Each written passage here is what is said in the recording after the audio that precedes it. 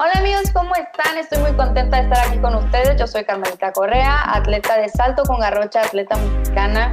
Recuerden que este podcast es para ustedes, es para humanizarnos y platicar un poco de lo que somos, de nuestra vida, es para mejorar.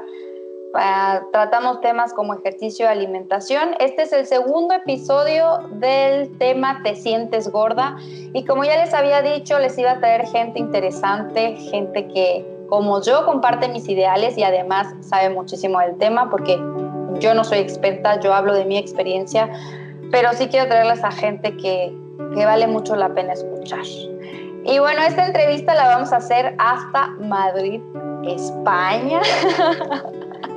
Madrid, España, que siguen en cuarentena ya, la verdad son unos guerreros y nos ha costado un poco de trabajo acomodarnos a los horarios. Le agradezco mucho a mi amiga Alejandra Valdés y la voy a presentar en este momento. Ella es licenciada en Nutrición y Bienestar Integral, egresada del Tecnológico de Monterrey, Campus Monterrey. Tiene una maestría en Prospectiva Estratégica en la Escuela de Gobierno de TEC de Monterrey y un MBA en Maestría en Administración de Negocios en el ESDEN de Bilbao. Además, ella fue atleta de alto rendimiento por más de 20 años en un deporte difícil, tanto para las mujeres como los hombres, pero es un deporte donde se tiene que dar peso y precisamente por eso la estoy invitando a este podcast, porque tiene gran experiencia y conocimiento en la nutrición y también tiene experiencia en que yo tengo algo muy grabado de que si no lo has vivido y no lo has sentido, entonces no tienes tanto poder de opinión al respecto. Porque si no lo has vivido, no lo has probado, no lo has sentido, mejor ni opines, porque no es lo mismo vivir las cosas en carne propia. Entonces por eso ella está aquí. Además quiero agregar otro lapso, quiero incluir la verdad de esta conversación, y es que yo viví con ella en el TEC de Monterrey. Yo soy egresada también del TEC de Monterrey. Viví con ella en el transcurso de 4 o 5 años, vivimos juntas, cada una haciendo nuestro deporte. Yo ayudo, yo salto con garrocha, las dos becadas en el TEC de Monterrey, tenían becadas por deporte, ¿no? Teníamos que dar buenas calificaciones y además cumplir con nuestros entrenamientos. Bueno, ya me extendí mucho con esta explicación, pero quiero explicar la persona que tengo al lado. Muchísimas gracias, Alejandra Valdés, desde Madrid. Muchas gracias por estar aquí. Muchas gracias. Hola Carmelita, oye, pues muchísimas gracias por la invitación. La verdad es un tema que me apasiona mucho y sobre todo lo que estabas comentando es un tema que hemos vivido juntas, que hemos compartido, que lamentablemente a veces puede ser bastante tabú, sobre todo visto desde afuera. Y me da mucho gusto que tengamos este espacio para hablarlo y pues al fin de cuentas pues contestar ciertas preguntas brevemente y darnos en este tema que no es tan conocido. Sí, bueno, el tema general es Te sientes gorda, pero en este episodio nos vamos a concentrar en la alimentación y quizás algunos trastornos de alimentación en el deporte, ya sea amateur o de alto rendimiento. Entonces, ese tema es el que vamos a tocar más específicamente. Pues muy bien, Carmelita, pues empezamos. Empezamos. ¿Por qué crees, Ale, que tiene muchísima importancia este tema? A ver, lamentablemente en el tema del deporte estamos muy expuestos a la imagen. O sea, todos los atletas buscamos o tenemos un ideal de algún atleta a seguir y queremos que nuestro cuerpo cumpla con esos parámetros y lucir exactamente como los atletas que queremos llegar a ser. ¿Por qué es importante este tema también? Porque afecta directamente al atleta. Se puede sentir deprimido, ansioso por no lograr alcanzar cierto objetivo en su imagen y a la vez sacrificar su rendimiento por esto, porque sacrifica una alimentación que debe de ser adecuada para el gasto y para la energía que consumen los entrenamientos y limita esta alimentación por lucir de cierta manera y obviamente empieza a entrar en un círculo vicioso donde no rinden los entrenamientos y por ende no se obtienen los resultados esperados en las competencias. Sí, fíjate que yo recuerdo siempre, yo creo que todos los atletas de alto rendimiento tenemos un ídolo a seguir. O sea, tenemos un ídolo a seguir y tenemos la foto en nuestra pared y en nuestra mente bien marcada de ese ídolo. y tratamos de imitar y hacer, tratar de parecernos, ¿no? Y yo me acuerdo que en la universidad tenía una foto bien grandota de Yelena Isinbayeva. Yo decía, ¿cuándo voy a estar así de flaca? ¿Cuándo voy a estar así de marcada? Así, y no entrenábamos poquito, 3, 4 horas diarias, y simplemente era una frustración porque no alcanzaba a llegar a esa imagen que yo tenía en mi cabeza. O sea, recuerdo esos tiempos y me acuerdo de hecho la foto de Yelena, y también hablando también en primera persona, por ejemplo, yo era judoka, siempre fue el deporte en el que competí, y mi físico no correspondía a la categoría en la que peleaba o en la que luchaba, y para mí era muy frustrante no cumplir físicamente con las expectativas que se espera de los atletas a nivel mundial. Entonces, a la vez, cuando no lograba un resultado que esperaba en competencia, me castigaba a mí misma y sentía también un rechazo hacia mi físico porque no tenía cierta composición física. Y ahora vemos que ojalá en ese tiempo hubiéramos tenido un acompañamiento, se hubiera abordado este tema, porque vemos numerosos ejemplos de atletas en que están llevando el deporte a otro nivel, que no están cumpliendo con los estereotipos que se piensa en el deporte, pero por lo mismo, porque han desarrollado sus capacidades físicas, su fuerza, su flexibilidad, su velocidad, y no se han dejado llevar por la imagen de lo que se espera en el deporte. Bueno, retomando lo que nos dijo Ale, sí es bien importante tener como bien separado que primero está el desarrollo deportivo o desarrollo de las capacidades deportivas, y en segundo lugar está esa imagen, ¿no? Creo que lo primordial es desarrollar los estándares de fuerza, de técnica y todo antes de llegar a una imagen a costa de las capacidades físicas. Vamos a pasar a la siguiente pregunta, y esta es una pregunta personal. Espero que nos respondas con sinceridad, que nos respondas la verdad. Yo también voy a dar mi punto de vista. A lo largo de tu vida, Ale, ¿has sentido que la imagen es mucho más importante que quizás tu propia salud y tu propio rendimiento físico? Por supuesto, es una pregunta difícil de responder, pero aquí a corazón abierto, ¿no?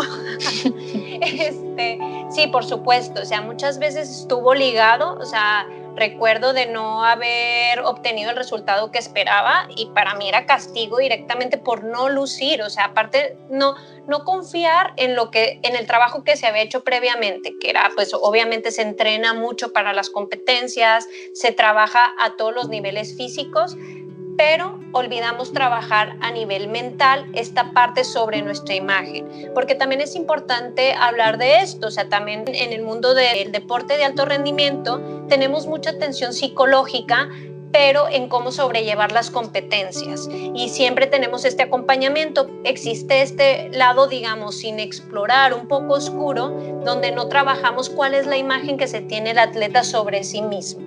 Entonces, para mí sí, definitivamente, al ser un deporte también de dar peso, y dar un peso y no lucir fuerte, llegó a ser bastante depresivo. O sea, de que qué estoy haciendo, igual no valgo lo suficiente para el deporte, igual debería de entrenar más. Después cargaba entrenamientos con muchísima fuerza, pero no solamente para desarrollar fuerza, sino para desarrollar masa muscular.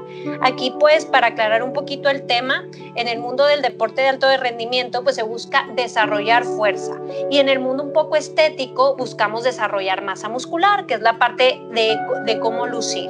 Y yo a veces sacrificaba los entrenamientos, en lugar de desarrollar fuerza, buscaba lo que decíamos en el mundo coloquialmente: voy a entrenar playita, para lucir cuerpo de playa, pero que no era funcional en las competencias. Pero a la vez esto era porque no me sentía cómoda con mi imagen y porque quería lucir de cierta manera, y entonces entraba en un callejón sin salida, que ni tenía el cuerpo de playita, que es el cuerpo bikini, y sacrificaba los resultados en competencia. Entonces, para mí fue un proceso largo, hasta cuando me di cuenta, a ver, Alejandra, aquí la prioridad es a que lleves a tus capacidades físicas a otro nivel, a nivel de competencia. Entonces, cuando te cae ese balde de agua fría y empiezas a centrarte en eso, empiezas a relajarte sobre tu imagen. Empiezas a aplaudir lo que tu cuerpo puede llegar a lograr porque estás más fuerte, eres más rápido, desarrollas, el judo también es un deporte muy técnico, entonces al estar más fuerte, ser más rápido, pues la técnica también se mejora. Y cuando empiezas a cambiar este chip es cuando empiezan a surgir cosas sorprendentes, ¿no? Entonces es la parte que me gustaría invitar a ver la imagen como un resultado, más no un camino. Sí, claro, yo me acuerdo y fíjense, quiero dar pues esta información porque quizás gente no lo sabe. Alejandra es una persona muy delgada, muy delgada y a lo largo pues de su carrera deportiva a ella genéticamente, dime si me equivoco, le cuesta trabajo ganar masa muscular. Y a mí me pasaba lo contrario, exactamente. En mi deporte era lo contrario. Yo me ponía súper fuerte, muy rápido, pero tenía que estar compacta. Entonces, vean qué diferente es, pues la diferencia primero en cuerpos y que cada deporte, pues te hace un cuerpo diferente. Y en este caso era lo mismo que sentíamos, pero en cuestión física, al revés. Yo para estar como ella y ella para estar como yo, o sea, que desarrollara más masa muscular, y era así como que yo pensaba y decía, Ale, pues está súper flaquita, qué padre, o sea, yo quisiera hacerte una plumita y saltar más, porque a mí me habían casado con esa idea que entre más flaca estuviera, más alto iba a saltar, y quizás tú tenías la idea de que entre más fuerte estuvieras, ibas a ser mejor, ¿no? Exacto, totalmente, o sea, me acuerdo, o sea, volviendo a 6 años atrás, me acuerdo de esas discusiones de que, no, es que tú cargas muchísimo más, estás muy fuerte, tus brazos me encantan, y tú, no, es que tú estás súper delgadita, o sea, es llevado la vida normal de que me gusta tu pelo que lo tienes lacio y a mí el tuyo que lo tienes chino, pero a nivel físico, y definitivamente, también hay que decirlo para no perdernos en el tema, por supuesto que tener masa muscular, pero trabajada la fuerza, pues claro que ayuda a que desarrolles capacidades en tu deporte, por supuesto que lo hay, pero tampoco puedes, como se dice, o sea, pedirle peras al olmo cuando tu genética, o sea, cada uno tenemos una genética con la que nacimos y así somos y podemos mejorar estas capacidades, pero no podemos cambiar la estructura de nuestros cuerpos. Entonces, cuando entendemos esto y que obviamente trabajando con lo que tenemos podemos hacer cosas grandiosas, es cuando las cosas empiezan a mejorar o los resultados empiezan a obtenerse. Entonces, esta es la parte que es demasiado interesante de este tema.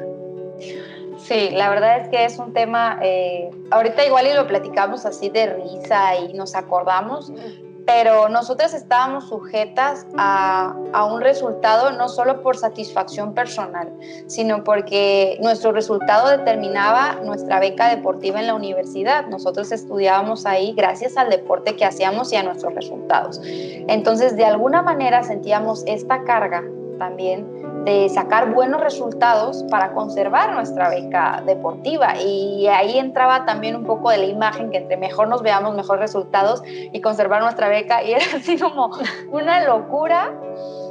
Pero bueno, vamos a pasar a esta pregunta. La verdad es que es una pregunta un poco personal, quizás la quieras contestar, quizás no, pero ahí te va.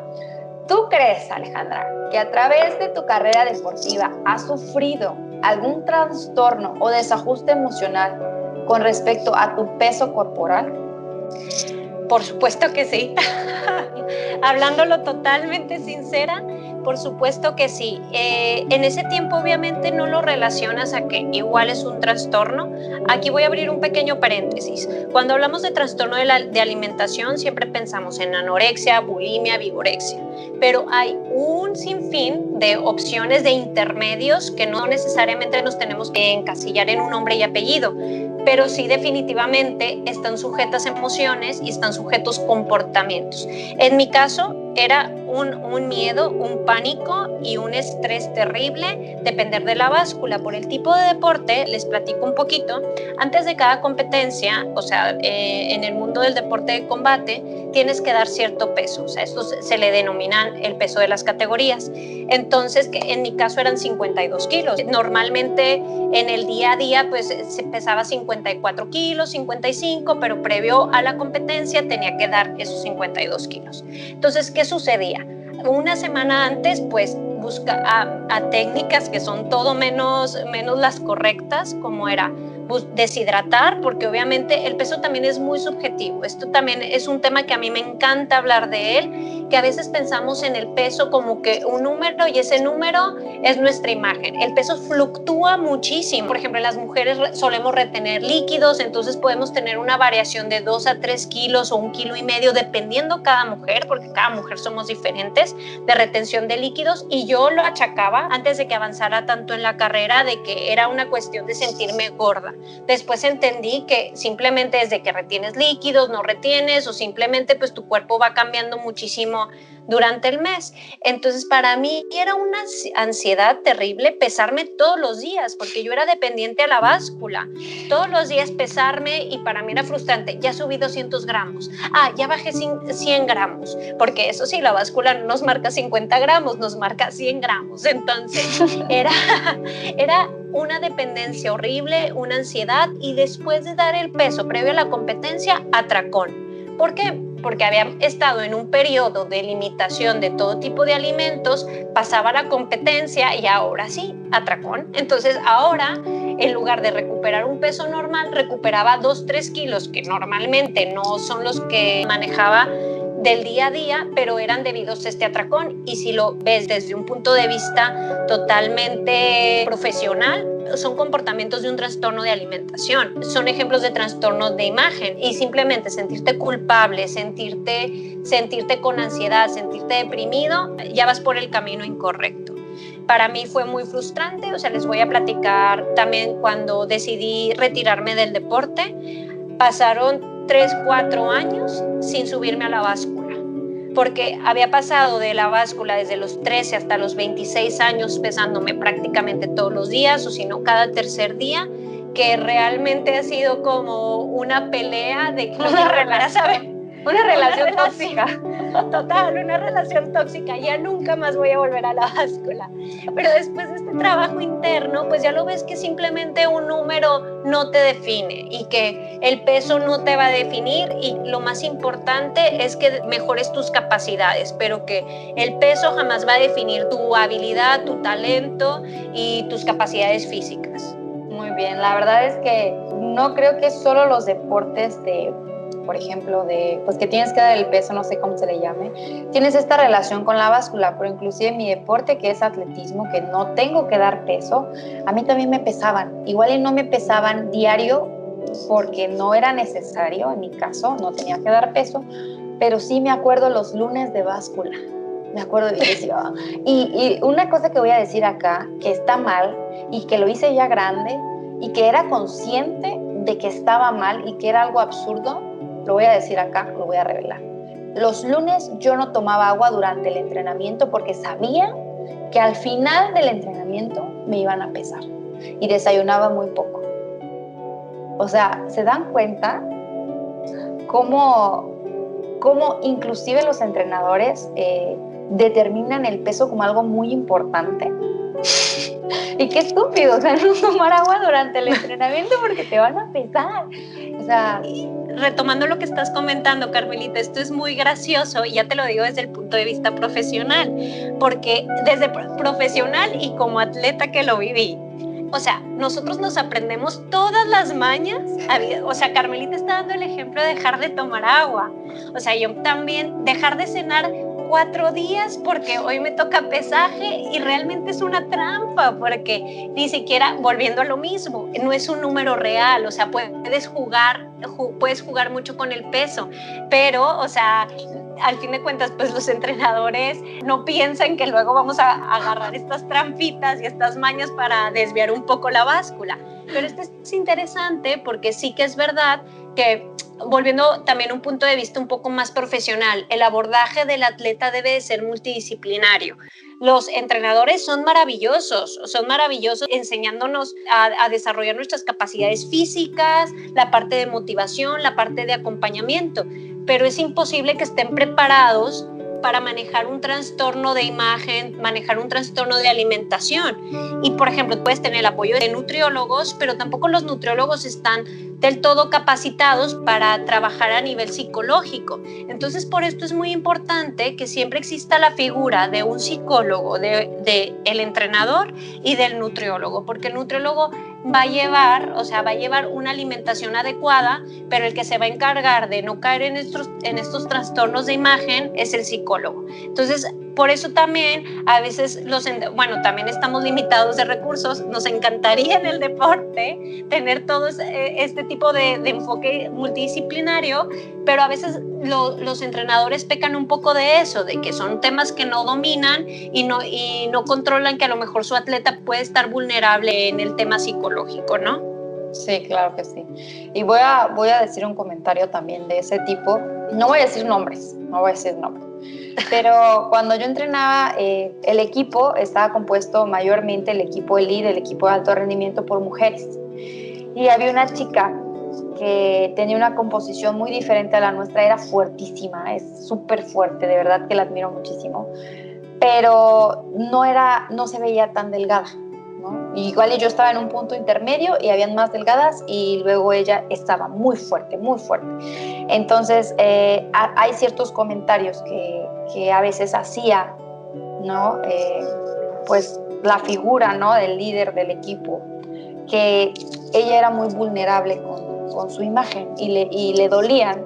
Y también hay que tener mucho cuidado porque no todos los atletas tenemos esa vulnerabilidad o esa fortaleza hacia nuestra imagen, y creo que es algo muy individual, súper individual. Lo que pasó con ella es que llegó un punto en que no le gustaba su cuerpo, pero ella era la más fuerte del equipo. O sea, ella hacía todo perfecto, era la que tenía pues mayor resistencia en brazos, en piernas, hacía los ejercicios más complejos, hacía todo excelente, y ella no se sentía bien con su imagen. Y en este caso es un claro ejemplo de que la imagen no determina tu resultado deportivo, porque era fuera de serie esta niña, la verdad, fuera de serie.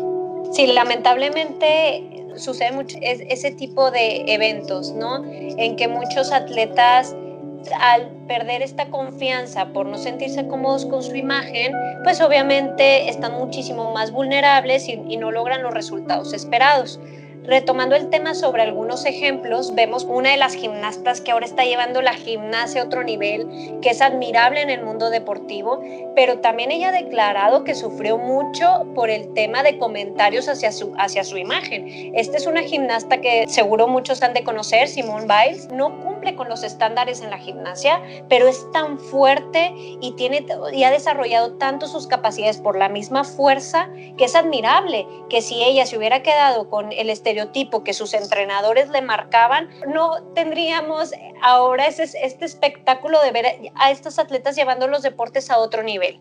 Sí, es súper importante el no casarse con una imagen, ¿no? El no casarse no solo como atletas, sino como espectadores, porque mucha gente critica, la prensa y la gente pues, que está viendo el deporte critica mucho a las atletas que quizás no cumplen con sus expectativas de estética, pero sin embargo las expectativas de resultados están por encima de muchísimas otras atletas que quizás sí cumplen con las expectativas estéticas. Y lo importante del deporte es eso, ¿no? Las cosas extraordinarias que puedes lograr con tu cuerpo y los resultados deportivos.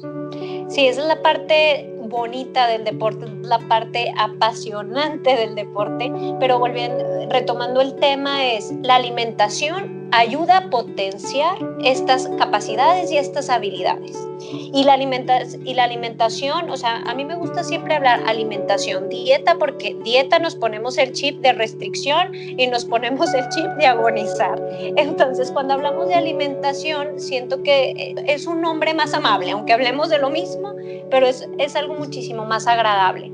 El hecho de alimentarnos correctamente ayuda a desarrollar estas capacidades y también ayuda a tener una mejor capacidad de recuperación. Esto es un tema interesante. Hay muchísimos estudios científicos que hablan sobre eso. que se presentan fracturas por estrés por mala alimentación. ¿Qué es una fractura por estrés? Una fractura por estrés es cuando hay un sobreentrenamiento y resulta que los huesos, o también puede ser a nivel muscular o desgarres, es debido a que hay una alimentación restrictiva o se pone, digamos, como en dieta. Entonces, al no tener una alimentación correcta, el cuerpo no se puede recuperar a las cargas de entrenamiento y esto recae en lesiones que pueden llegar a ser graves, que hasta a veces pueden llevar a término una carrera deportiva de cualquier atleta. Sí, es súper importante la alimentación. La verdad es que hay muchos casos de lesiones que se pueden evitar gracias a una correcta alimentación que tenga todos los nutrientes y todos los minerales necesarios en tu cuerpo. Y ya para terminar, para que quede claro más o menos dónde está la línea en donde tienes que prestar atención en la alimentación y dónde se vuelve una obsesión, porque a veces ya, bueno, en algunas ocasiones ya se vuelve de obsesión a trastorno. Entonces, ¿dónde está ese punto medio saludable que tenemos que cuidar la alimentación pero sin llegar a un trastorno? Esto es muy importante. A ver, obviamente siempre es mejor si tienes un acompañamiento de un profesional, pero también aquí lo más importante es escucharnos a nosotros mismos. Nosotros, obviamente, hay veces que necesitamos que un externo nos lo diga, pero normalmente todos estamos conscientes cuando empezamos a sentirnos mal al vernos al espejo, somos conscientes cuando estamos cansados, somos conscientes cuando nos hablamos en un lenguaje que no le hablaríamos jamás a otra persona. Cuando no nos hablamos con un amor, esos son los primeros signos de alerta. O con un respeto, porque muchas veces igual y no con amor, pero sí con respeto. Exacto, no con respeto de que, ya estás otra vez gorda y ya viste la lonja que te salió, por eso no estás fuerte, porque estás muy flaca. Desde ahí, esos son los primeros síntomas de alerta a que algo no está bien y que no estamos cómodos con nosotros mismos. Y normalmente todos sabemos cuando estamos cómodos o no cómodos. Simplemente cuando nos ponemos, por ejemplo, un short y no nos sentimos cómodos con él, o nos queremos vestir de otra manera y la verdad nos sentimos incómodos. Entonces esos son los primeros signos de alerta, ¿no? Sí, creo que lo más importante aquí es que cada uno se conoce, cada uno sabe en su interior, en el corazón, cuando las cosas no están bien. Yo creo que hay que prestar atención si tú sientes, pues de alguna manera, ansiedad o pasas también mucho tiempo pensando en eso, te genera un conflicto mental ese tema, pues también lo más importante creo que es ver a un profesional, ya sea un psicólogo, un nutriólogo o ambos, y platicar de lo que está sucediendo y ya ellos determinarán en qué etapa estás, ¿no? En qué etapa estás de esto.